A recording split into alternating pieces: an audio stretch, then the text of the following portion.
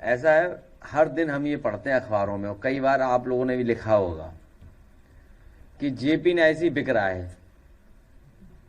हम आज आपके सामने कह रहे हैं कि जब सब बीजेपी बेच ही रही है तो हम समाजवादी पार्टी के लोग मिलकर के जेपी नायसी को लेना चाहते हैं,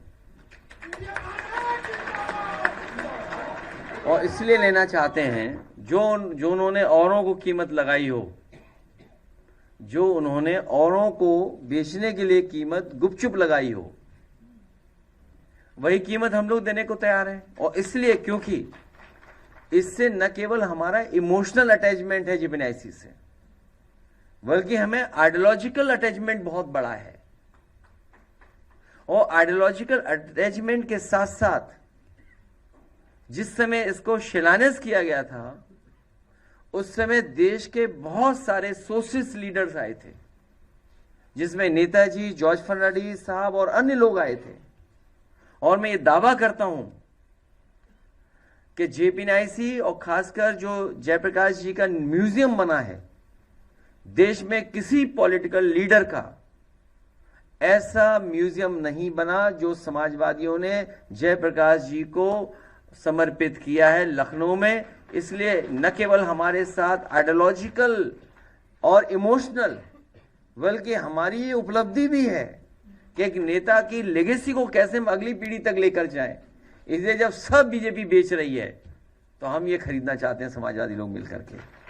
पूरे प्रदेश और देश के समाजवादियों से मैं अपील करूंगा कि वो हमें चंदा भी देंगे और हम ये लेना चाहते हैं। अगर सरकार को बेचने में दिक्कत हो, उनके पास तमाम एक्सपर्ट अधिकारी हैं। जैसे जब इन्हें मॉल बेचना था, प्लासियो मॉल की मार्केट प्राइस क्या है? यहां जितने किसान हैं ये मांग रहे हैं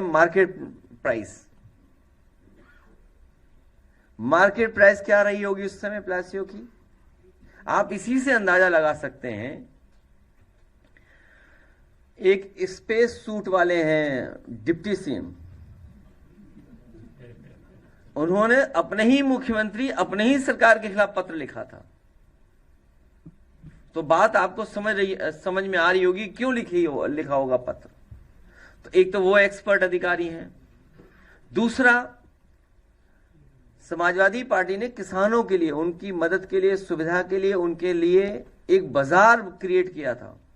न केवल बाजार क्रिएट किया था, बल्कि किसान अगर आए लखनऊ में अपना सामान लेकर के आए और कारोबार करना चाहे तो एक किसान बाजार बनाया था। सुनने में आया है कि आजकल सबसे मॉडर्न, सबसे हाई फाई जगह वो बन गई है, लेकिन वो किसान नहीं है, नई पीढ़ी के लोग हैं। वो किसान बाजार कैफे सेंटर बन गया है। किस नाम से जाना जाता है मैं तो नहीं जान रहा हूं, मैं तो एक ही बार गया हूं वहां पर। हाँ? नहीं, जो भी हो।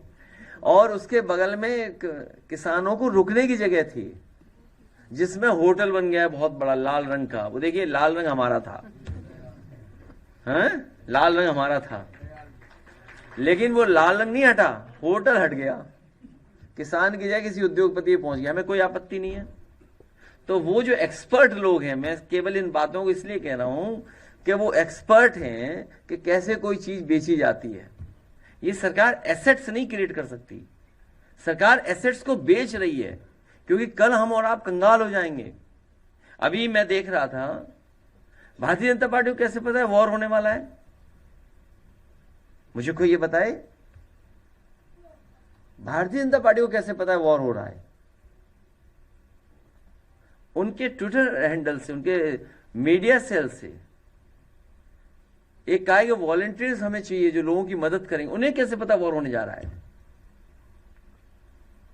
ये सोचने की बात है। मैं आपसे कह रहा हूं, अरे देश बचाओ, हम सब बचेंगे तभी। आप बताइए बीजेपी कैसे इसको ट्वीट कर सकती है? आप पे भी होगा, अभी चल रहा, वाईफाई हमारा चल रहा नहीं चल रहा है? मतलब सुरक्षा जैसे विषय पे भी कोई गंभीरता नहीं बीजेपी के अंदर। मुझे नहीं कहना चाहिए, क्योंकि मैंने मोबाइल ऑन किया तो अचानक आ गया, तो मैं अचानक बात कर रहा हूं आपसे। इनकी पार्टी के लोगों को कैसे पता है कि ये होने जा रहा है? और फिर ये कोई दिखावटी और प्रदर्शन का वो नहीं है समय। आप अपने ट्विटर हैंडल पे डाल रहे हैं वॉलंटियर्स चाहिए हमें, आप पढ़िएगा इंग्लिश में है चिट्ठी, क्या है, पढ़ दे कोई अगर पढ़ सकता है तो इंग्लिश में। हिंदी में क्यों नहीं दिया इन्होंने? किसी इसलिए कि कोई जाने ही ना। आप देखिए ना क्या बात है, मिनिस्ट्री ऑफ होम अफेयर्स क्या ये वॉलंटियर चाहिए ना, वॉलंटियर बीजेपी ट्वीट कर रही है, बताओ। सरकार कहे तो अलग बात है।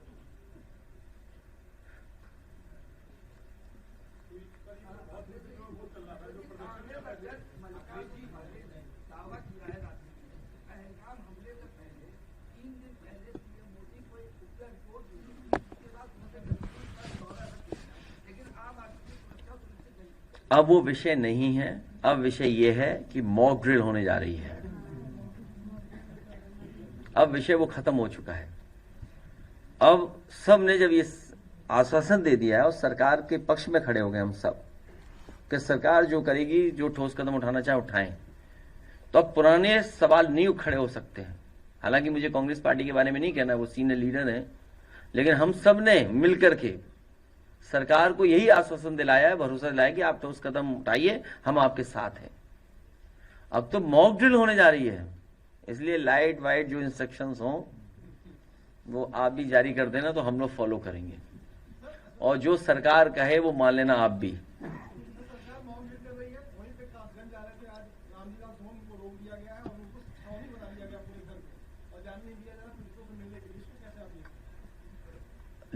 आगरा में, अभी न्यूज नहीं है मेरे पास, आगरा में मुझे किसी ने न्यूज दी थी और आपके किसी अखबार ने लिखा है कि 7 दिन के अंदर पिछले कई दिनों से जाने कितने मर्डर हुए वहां, बड़े पैमाने पे मर्डर हुए हैं आगरा में। वो मेरे पास है नहीं न्यूज इस समय, लेकिन मेरे पास न्यूज नहीं है कि पुलिस इसी में लगी हुई है। अब आप देखिए चंदौली में क्या हुआ, चंदौली में क्या हुआ, सरकार बचा रही है, बीजेपी है, न केवल खुल के नाम ले रहे हैं, सबको पता है, सबको पता है कि मर्डर किसने किया है, कौन लोग पीछे हैं। भाई हमने आपने तो लाइव देखे मर्डर, तब कुछ नहीं हुआ।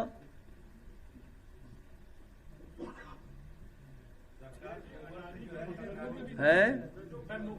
अरे हम खुद खरीदना चाहते, जेब में ऐसी उल्टी बातें कर रहे हैं आप। देखिए सरकार क्यों लाए वो लोग, बीजेपी की सरकार क्यों लाए, अब बिकेगा सब।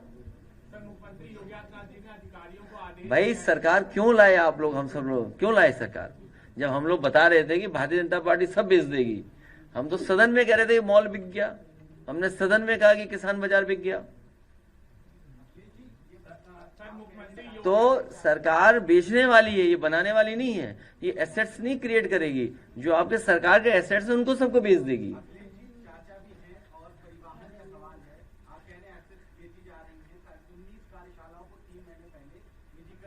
हो गया, अखबार में न्यूज नहीं आई।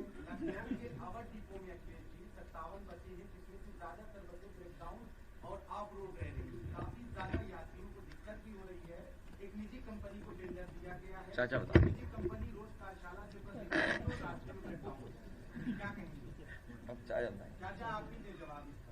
बसों पे हमें चिंता नहीं है। देखिए जब सभी बेचा जा रहा है तो बसें भी बेची जा रही हैं।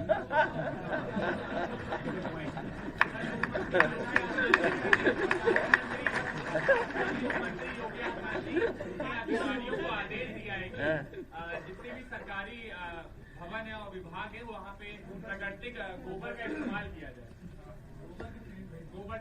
मैं इस पे कुछ नहीं कहूँगा। गोबर से याद आया, उन्नाव के साक्षी महाराज ने कहा है कि साक्षी महाराज ने कहा कि अखिलेश के दिमाग में गोबर भरा है, उनको समझा नहीं सकते। साक्षी जी जब मिलेंगे हम उन्हें प्रणाम भी करेंगे और हम पूछेंगे जरूर उनसे। देखो मैं सच बताऊंगा आपको, आप नहीं जानती कुछ भी। जिस दिन हम चाहेंगे साक्षी महाराज जी समाजवादी पार्टी में आ जाएंगे। आप जानती नहीं हो कुछ। सच बता रहा हूं मैं आपको, आप पूछ लो फोन मिला के। तभी वो ऐसा बोल रहे हैं। हम लोग जिस दिन चाहेंगे उसी दिन साक्षी महाराज जी समाजवादी पार्टी में आ जाएंगे। हम जिस दिन उनसे अपील करेंगे, निवेदन कर लेंगे कि यार छोड़ो उसको, अब हमारे साथ आइए, लड़ाई बड़ी है पीडीए की, जातीय जनगणना की, वो हमारे साथ खड़े दिखाई देंगे। और सच्चाई बता दो, उन्हीं के दबाव में जातीय जनगणना हुई है।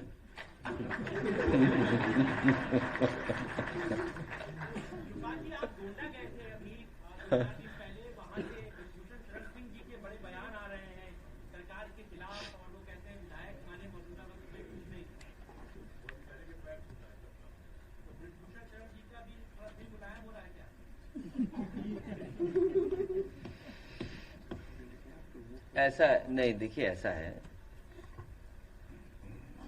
चाचा के संबंध सबसे अच्छे हैं।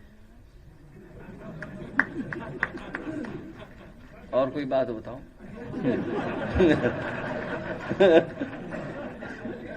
तो सदन की कार्रवाई नहीं जानते कुछ भी।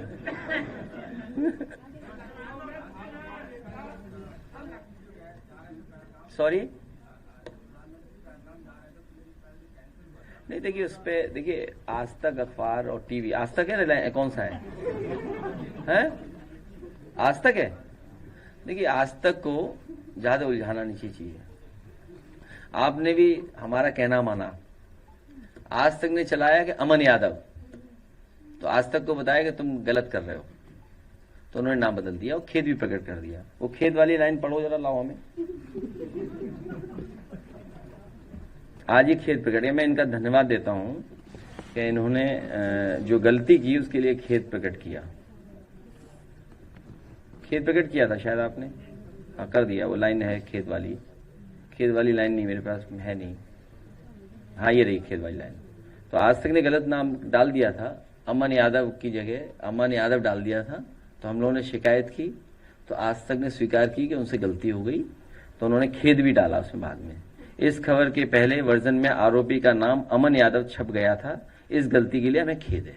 तो मैं आज तक के लिए आज तक को बहुत धन्यवाद देता हूं।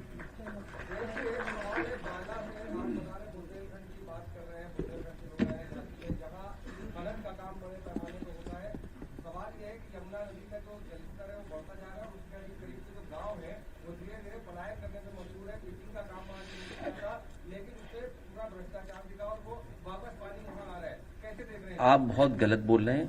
आदरणीय योगी मुख्यमंत्री जी बहुत ही ईमानदार हैं। आप सब बात गलत बोल रहे हैं।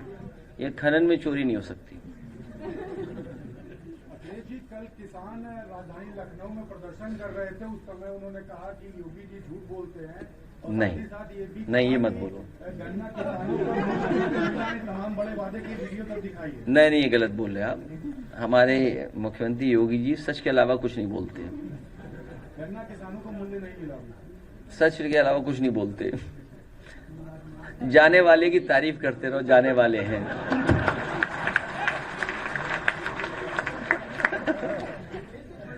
आपको भी पता है, सबको पता है।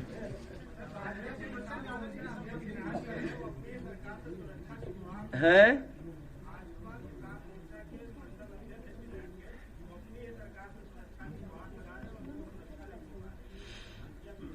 नहीं, उन्हें सुरक्षा मिलनी चाहिए। पत्र हम लोग लिख देंगे उसके लिए। लाल भाई वो लीडर अपोजिशन है हमारे साथ, जो ये बात बता रहे हैं, आप पत्र से लिख देना, चिट्ठी लिख देना सुरक्षा के लिए। आप उनकी जानकारी दे देना, ये चिट्ठी लिख देंगे। बीजेपी के कोई किसान नेता, उन्हें धमकी मिल रही है, तो आप चिट्ठी लिख देना सुरक्षा के लिए। क्या खड़गे जी ने आरोप लगाया है कि अगर पीएम के पास इनपुट था तो उन्होंने वो इनपुट आर्म फोर्सेस के। मैं जवाब दे चुका हूं। अभी आपके साथी ने सवाल पूछा था, मैं जवाब दे चुका हूं। देखिए एक मिनट जाओ, मैं किसी पॉलिटिकल पार्टी लीडर के लिए कुछ नहीं कह सकता, वो मेरा विषय नहीं है। क्योंकि आप लगातार सवाल पूछे, हमें डर भी लगता है चैनल वाले किसका कैसे इस्तेमाल करें। सच्चाई तो ये है किसी भी पॉलिटिकल उसमें जब ऑल पार्टी मीटिंग हो गई और आपने सरकार को कहा है कि ठोस कदम उठाएं, तो ये बातें उस समय भी आई हुई आई हुई होंगी, या फिर एक बार और फिर ऑल पार्टी मीटिंग हो जाए। क्योंकि जब देश में मॉक ड्रिल हो रही है, वॉर के लिए मॉक ड्रिल हो रही है, तो ये विषय उठना बिल्कुल बंद होना चाहिए। अब मेरी लड़ाई करा दोगे आप? तो जब हम कह रहे हैं कि वहां सब सुझाव दिए जा चुके हैं, तो एक बार फिर ऑल पार्टी मीटिंग बुला ली जाए, तो बातें उस समय भी रख दी जाएंगी। Leader of opposition Lal Bihari ji ने वाराणसी में कमेंट किया था, बीजेपी अभी उन्हीं के कमेंट को लेकर उनको टारगेट कर रही है। उन्होंने भी पहलगाम की बात की थी। क्या बीजेपी कर रही? तुम्हें नहीं पता दिल क्या कहता है तुम्हारा? दिल में इनकी भी वही बात है जो लाल बिहारी जी कह रहे हैं। नहीं हो तो अब हम पे कोई मशीन ही नहीं है। सच्चाई यही है, ये जो दिल में इनके भी वही बात है। अब मेरे नेगेटिव चलाएंगे न्यूज। कौन सा अखबार है? बस समझ जाओ टाइम्स में क्या है।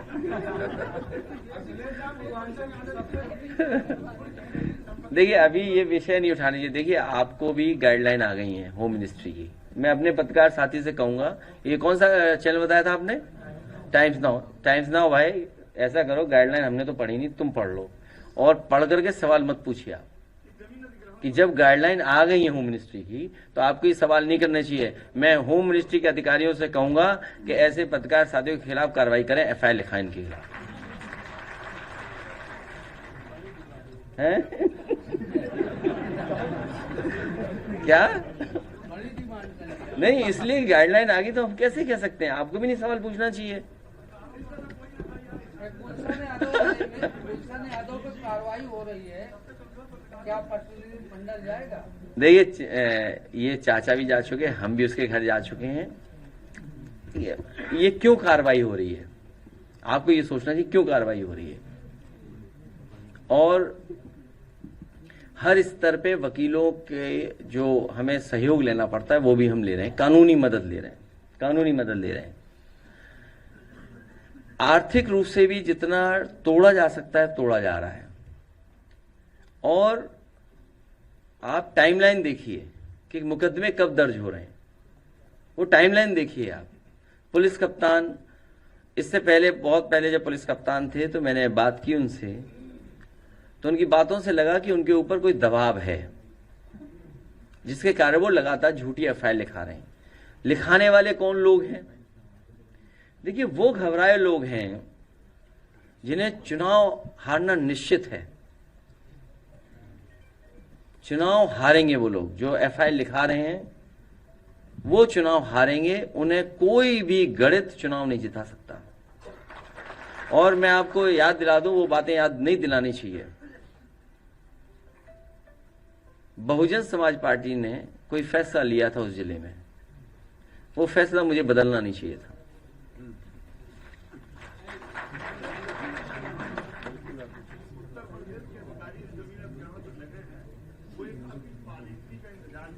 क्या चीज? किसकी? हाँ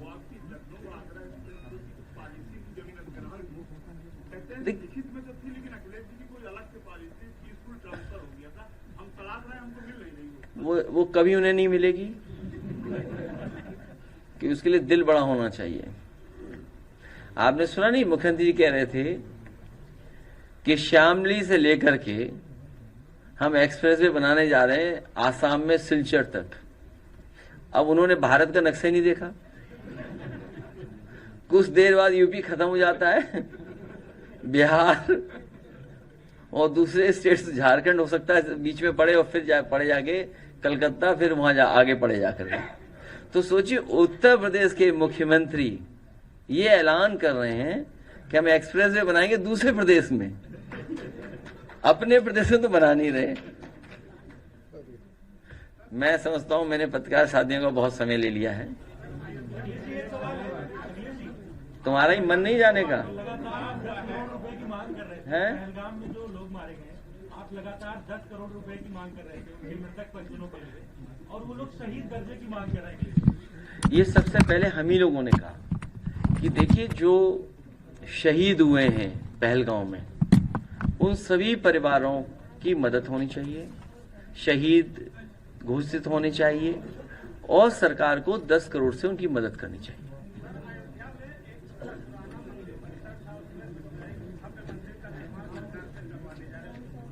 कौन से भगवान है वहां? है? मुझे मेरी जानकारी में नहीं। मेरी